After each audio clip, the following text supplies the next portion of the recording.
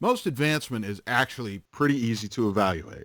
Right, like the hands-on stuff, camping, hiking, Yeah, swimming. right. That kind of stuff is pretty easy to administer and judge, don't you think? Well, right, most of it. There's a few requirements, though, that are really challenging, like Scout Yeah, Spirit. that is a judgment call, isn't it? It can be really hard to know how to evaluate that. The other two that I usually have a little difficulty with are active participation and the one where you have to serve in a position of responsibility. Again, yes, they're much harder to judge. It would be nice if we just had a universal definition that would tell us how to judge those requirements. I can agree with that, but on the other hand, I think that one of the best things about advancement in scouting is that each scout really does get to be evaluated on his own efforts according to his set of skills, so it's pretty individual. So a universal numerical guideline wouldn't really fit for every I scout. think you're right. One of the things that I really appreciate about the Guide to Advancement is the way that these kind of judgment call issues were addressed.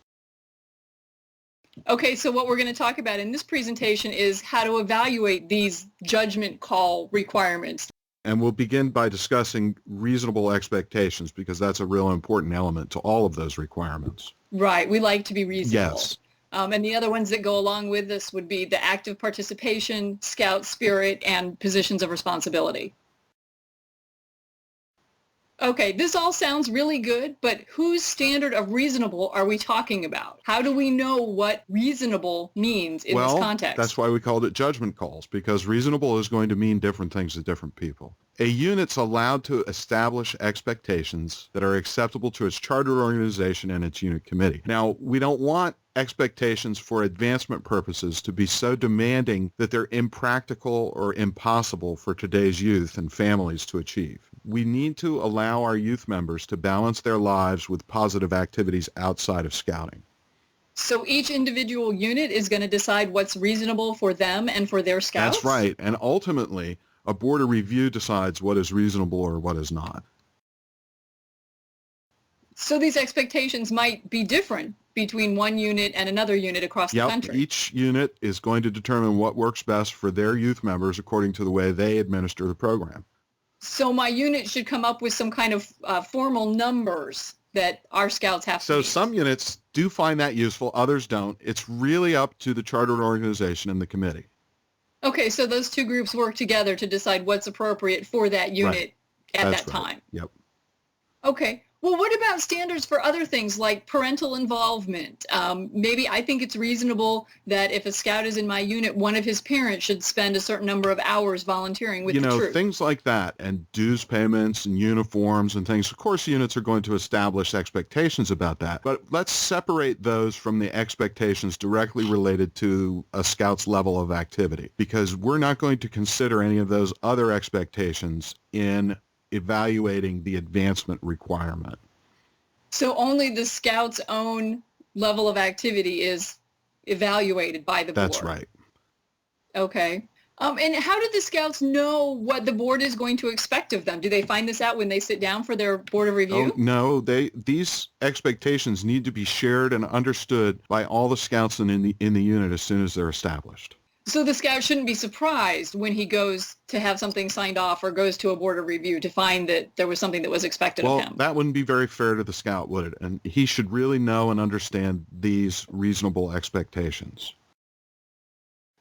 Why don't we just make it easy and have national determine a percentage for attendance and participation? That's a fair question, but simply meeting a number is not really an adequate measure of the impact the program has on an individual scout. You can imagine in any given circumstance, there could be many different legitimate reasons why a scout didn't meet a numerical standard. So the National Advancement Team didn't see setting that number as being a very useful tool. So you're really letting each scout be judged in light of his own personal circumstances? That's correct, yeah.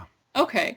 All right, so now I think I understand how reasonable expectations are determined. They're put together by both the chartering organization and the committee far in advance and communicated to the scouts. My unit can choose a quantitative standard, but we don't have to. That's right. Some units find numbers useful, but many don't. Okay. Now, you said earlier that the way we evaluate this is by the impact that it has. Can we talk about that a little bit? So when we're talking about impact, this is what we mean. Let's see how that concept and the reasonable expectations is applied to active participation. So now we're moving on to section 4.2.3.1. And the purpose of Star Life and Eagle Scout requirements calling for scouts to be active for a period of months involves this impact that we're talking about. Now, we judge a member active if his level of activity in scouting, whether high or minimal, has made an impact on the community that they're living in and in the scout's life. Okay, so we're preparing young people to make a positive difference in the world, to make an impact on society, which really can't be determined by the number of outings or meetings they attend, but it has to do with how the scout makes an impact on the world and how scouting has made an impact on the scout. You've got it. That's right. Okay, so if a scout meets the reasonable expectations that were set by his unit, then he fulfills the requirement for active participation. Yep, so long as he's registered and in good standing. Okay, but what if he doesn't meet the level of expectation that was set? Well, he can still fulfill the requirement. And how would he do that? Well, let's take a look at this three-part sequential test. Now, I know that this sounds very complex, but it's really pretty simple. And this is going to determine if the requirement has been met. And here's the three parts. First, the scout's registered. Second, the scout's in good standing. And third, the scout meets the unit's pre-established reasonable expectations, or alternatively, he provides an acceptable explanation of why he did not. Okay, so can we go through each of those Sure. in detail? Now, the first two steps are really simple. Number one, the scout's registered. Okay, that means that he's registered in his unit for at least the time period indicated in the requirement. He's indicated in some way through word or action that he considers himself a member of the unit. And we need to remember this. If a boy was supposed to have been registered, but for whatever reason was not, we need to get in touch with our local council registrar and see if there's a possibility of back registering him. Well, sometimes that happens. The adults don't file the paperwork properly, and in that case, we try to fix the problem and don't punish the scout for someone else's mistake. That's right. We never want to penalize a scout because an adult made a mistake. Now, the second test is that the scout is in good standing. And good standing with whom? A scout's considered in good standing with his unit as long as he hasn't been dismissed for disciplinary reasons. And he also needs to be in good standing with the local council and the Boy Scouts of America. Now, it would be a really rare case where he was not in good standing with the local council or the BSA. And in that case, communications would have been delivered to the unit. Okay, so this is not something that should come as a surprise. Almost every scout is easily going to pass these first two tests. That's right. I mean, the vast majority of scouts are registered and in good standing.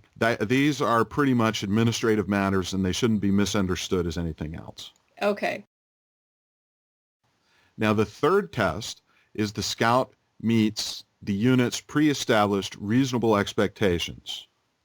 Okay. And when you say pre-established, this is what we were talking about a couple minutes ago. These are the ones that are determined by the unit committee and the chartered organization and communicated to the scouts well in advance of a board of review. That's right. A scout passes this test if he's met the unit's pre-established reasonable expectations for activity. Okay, great. But what happens if he doesn't meet those expectations? Well, alternatively, the scout must be allowed to provide an acceptable explanation of why he did not meet those expectations.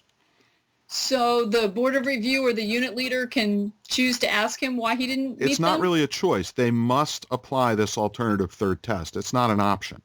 Okay, so he has to be given an option to explain why he didn't meet these expectations. That's right. Okay, and what might be considered a reasonable explanation? So the first thing we'd want to look for are circumstances beyond the scout's control. In evaluating this requirement, we must consider if the scout would have been more active if he could have been. Okay, so maybe if a scout was ill for an extended period of time, he couldn't participate even though he might have wanted to. That's right. I mean, he may have been on a family trip or other family-related obligation that he really didn't have any choice in. So we're kind of asking if he was in control of the situation. That's right. If the circumstances beyond his control caused him to fall below the unit's pre-established reasonable expectations, then he's fulfilled the requirement. Okay. But what if he just hasn't been active for other reasons that weren't beyond his control? Well, there may be, of course, registered youth who appear to have zero level of activity.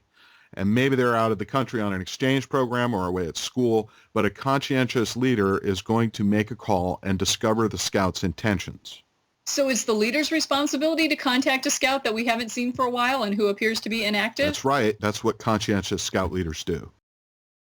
Okay, well, what about the more common case when it's a scout who hasn't met the pre-established expectations because he's involved in other activities? Well, we need to recognize all the worthwhile opportunities beyond scouting. A lot of times that's the explanation. That's why he's fallen short of the unit's expectations. And examples might include religious activities, schools, sports, or clubs. And all of these activities can also develop character, citizenship, or personal fitness. That's exactly what we're trying to do. So the additional learning and growth experiences activities like these provide can reinforce the lessons of scouting and also give young men the opportunity to put those lessons into practice in a different setting. So it's really more than just the number of meetings or outings he attends or even the hours that he spends with scouts, but it's other things he does that complement his scouting experience or take his scouting experiences further. Yeah, it's reasonable to accept that competition for our scouts' time is really, really intense, especially as they get a little older. Now, they want to take advantage of all these positive outside opportunities, and that's great. This can make full-time dedication to his unit a little difficult to balance. And so fair scout leaders, therefore, are going to find ways to empower the scouts that we serve to plan growth opportunities both inside and outside of scouting. I'd consider them part of an overall positive life experience, and that's what the Boy Scouts of America is trying to do, right? That's our driving force. There seems to be a lot of abstract concepts here. How would we apply these in the case of a specific scout? Well, let's use an example. Here's John Smith. I bet you took a long time coming up with that name. Well, no, it really didn't take me very long at all. Thank you very much. Okay. Anyway, so John's a Star Scout. He's an assistant senior patrol leader. He's a sophomore in high school. He's an OA Lodge officer. He's on the debate team at school, and he's a youth group leader in his church. So let's say John goes to his board of review, and he meets the first two tests, right? So he is registered and he's in good standing, but he didn't meet the pre-established reasonable expectations for activity that his troop had made. Okay. So in that case, we would go to the alternative to the third test. That's right. Okay. So we would ask him if there was anything beyond his control that affected his level of activity. Right. Like, a long-term illness or long convalescence or family obligations that kept him away from scouts, things that he had no control over. Okay. Let's say we've asked him that and the answer is no. Okay. So then we would ask him what else affected his level of activity. That's right. So what would you ask him to try and figure that out? I would probably start by asking him how these other things he was involved with maybe conflicted with his troop schedule. So maybe the OA Lodge officer meeting is the same night as the troop meeting. And maybe his church youth group leader responsibilities took him away for a weekend that we were out camping or something. Mm-hmm. But could you see your way clear if you were sitting on that board of review to finding a way that John has fulfilled that requirement? Yeah, I think he has. He's as active in the troop as he's able to be with his other activities. But it also comes back to the question of impact that we talked about earlier. He's taking the things that he's learned in scouting to these organizations and making an impact on the community, which is exactly the kind of thing that we want our youth to be doing. That's right. I think as far as impact goes and that concept, John is a really good example of that. Talking about all that takes us right into the Scout Spirit requirement. Scouts who incorporate the ideals of the Scout Oath and the Scout Law, the Scout motto and the Scout slogan and all that into their daily lives are said to have Scout Spirit. That's what we call Scout Spirit. Okay, so there really is no way to quantify Scout Spirit. It's always going to be a judgment call, and we come up with an answer by asking the Scouts questions about how they apply these things in their daily lives. That's right. We can't really measure Scout Spirit by counting meetings and outings and attendance, but by the way that they live their lives. So we're going to ask them how they fulfilled the requirement and see what kind of explanation they have for us. And sometimes those are the most interesting answers. That's right. And it also provides a really good opportunity for a unit leader or a board of review to get to know a lot more about the Scout. And sometimes asking them about times when they haven't applied these ideals as much as they would have liked to can be very insightful as well. That can be kind of a sensitive issue, and we need to treat things like that very carefully. I mean, most Scout leaders do their best to live by the Scout oath and law, but any one of them can look back on years past and wish that at times they had acted differently. We learn from these experiences, we improve and grow, and that's what we're looking for in our Scouts. Sometimes we learn the most from our mistakes. That's right. And our youth grow into the kind of people that we are trying to make them. That's right. So Scout spirit is not that hard to work with when we start talking to the Scout. Okay, so we've talked about active participation and we've talked about Scout spirit. Another one of the judgment calls has to do with positions of responsibility. For the ranks of Star, Life, and Eagle, a Scout has to serve in a position of responsibility listed in the requirements for that rank. Does that mean he has to serve in that position for the entire time? No, he can actually serve in several different positions so long as the total term of service fulfills the requirement. So he could be a patrol leader for 2 months and then do nothing for 2 months and then be a quartermaster for another 2 months, and that would be counted as 4 months towards his position? That's right. What if he wants to get through it quickly? Can he serve in 2 positions at the same time for 3 months and count that as 6 months? No, not really. I mean, what you described would not be considered fulfilling the requirement. You know, that and we'd rather our Scouts focused on one set of responsibilities, so holding more than one position at the same time is discouraged. It does, yeah, it does split their focus. That's right.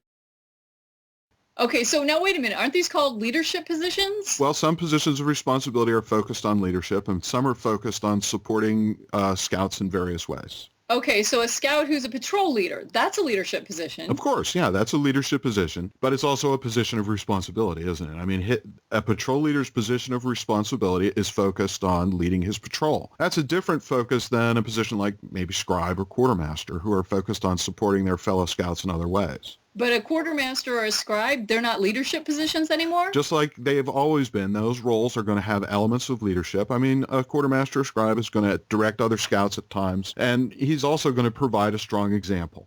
Okay, so now I'm really confused. Well, don't be confused, because every position for Star, Life, and Eagle is a position of responsibility. We're just not differentiating between those that focus on leadership and those that don't. So we're not emphasizing Scouts learning leadership skills anymore? Oh, no, we're continuing to instill leadership. Taking and accepting responsibility is a real key foundation for leadership. Nobody can be a real leader without responsibility. The requirement recognizes that, you know, we're all different. We have different personalities and talents and sets of skills. Some of us are destined to be leaders of the group, and others to provide quality support and strong examples, more or less behind the scenes. Okay, I think that makes more sense. So all these positions of leadership, some involve leading other Scouts, some involve more organization type things, but they all involve responsibility. So using the term position of responsibility is just a more accurate description of what's been going on in Scouting for 100 years. It doesn't signal a change of direction in the program.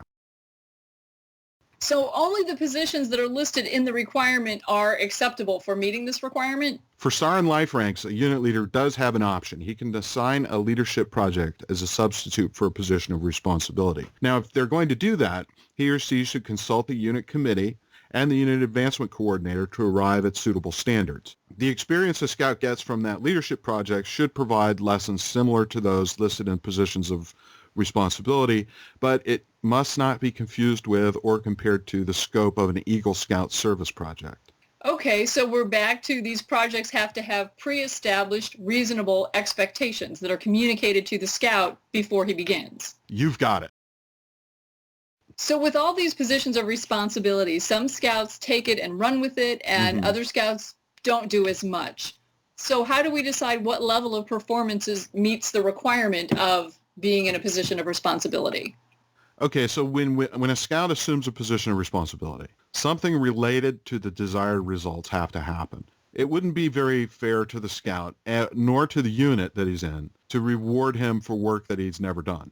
Producing absolutely no results isn't very acceptable, is it? Okay, some degree of responsibility has to be evident. Okay, so if the Scout is holding the position of responsibility but isn't actually doing anything, then he's not fulfilling the requirement. That's right, but we need to remember that this whole thing is a partnership between the Scout and his adult leaders. We shouldn't let situations like this happen. That's our responsibility. When a Scout takes on a position of responsibility, we need to be sure that there are clear expectations and that we provide an ongoing coaching and mentoring role for them. So again, we're back to reasonable, pre-established expectations. That's right. The same concept applies here.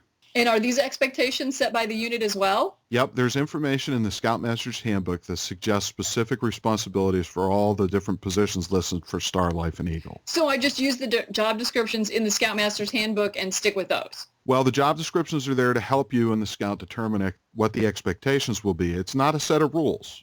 Okay, so I start there, but then work with the Scout individually to set expectations that work for them and for the unit. That's right. When a Scout takes on a position of responsibility, everybody, the Scout, the committee, the unit advancement coordinator, the unit leader, should fully understand what's expected of them. Wow. I guess since we're talking about sharing these expectations with everybody, they have to be pretty important. Yep, shared expectations that are discussed and agreed on aid the evaluation of the position of responsibility, and they can save a lot of wrangling down the road. That way, if the Scout meets them based on his own personal skill set, he's completed the requirement. So what if this didn't happen? What if we didn't set expectations? Well, in this case, it's left up to the Scout to determine what should be done. It'd be great, of course, if an assistant Scoutmaster or another adult leader could help with this, but otherwise, the Scout's going to determine what should have been done, right? I mean, if we give him a job, then he's going to figure out what he needs to do. And if he makes a reasonable effort to take on those responsibilities for the time specified, then he fulfills the requirement. Okay, well, that sounds fair. But what if the adults don't agree with what the Scout thought was reasonable for the position? Even if his results aren't necessarily what the Scoutmaster or the members of the Board of Review or others involved may want to see, he can't be held to unestablished expectations. Okay, so really it's unfair to impose expectations after the fact. Okay, so what about the Scout who's been in the position, and we've communicated the expectations, but he hasn't done anything? So a responsible unit leader is mentoring and coaching their Scouts on a continuous basis. I mean, if they think a Scout is not taking responsibility, they need to communicate with him pretty much right away and work with him to help him improve and ask him what he thinks he should be accomplishing. I mean, what is his concept of the position? What does he think his unit leaders expect? What has he done well? What needs improvement? Often this kind of questioning approach can lead a young man to the decision to measure up. So we don't just throw the Scouts into a position and then tell them a couple months later that they don't measure up. That's right. I mean, that's really not what scouting's about. Well, suppose we have talked to the Scout and he's still not performing up to our expectations. All right, so if it becomes clear nothing is going to improve his performance, if we've coached, if we've talked to him, it's acceptable to remove him from the position. Every effort should be made that while he was in the position to ensure he understood the expectations, he was regularly supported towards reasonably acceptable performance. It is unfair and inappropriate after 6 months, for example, to surprise a boy who thinks he's been doing fine with news that his performance is now considered unsatisfactory for some reason. Even in that case, he must be given credit for the time that he served. Only in the rarest of cases, if ever, should unit leaders inform a Scout that time once served will not count. Okay, and what if the Scout doesn't agree with the decision of his unit leaders? If a Scout believes he's done well and he's performed his duty satisfactorily, but if the unit leaders disagree, then the possibility that the expectations are unreasonable should be considered. So we have a discussion between the Scout and his leaders and maybe include his parents or guardians. If he believes after all that he's still being held to unreasonable expectations, he should complete the rest of the requirements for the rank that he's working towards and be granted a board of review. Why would he be granted a board of review? Although it's rare that discussions won't resolve the disagreement, every opportunity to be heard should be granted to the Scout. A board of review can listen to him and make a decision on the matter. Okay, and if he's an Eagle candidate, there's a special board of review, isn't there? That's right. If he's an Eagle candidate, then he may request what's called a board of review under disputed circumstances. And you can read about that in section 8.0.3.2. So that's the basics on how to make these judgment call kind of evaluations in advancement. So in every case, we're giving the Scout every opportunity to succeed. We're telling him in advance what we're expecting of him. We're coaching him along the way and letting him provide explanations when things don't work out as we had hoped. That's right. Advancement should be challenging and it should be rigorous, but it shouldn't be impossible and it shouldn't be discouraging to a Scout. We want them to have every opportunity to succeed.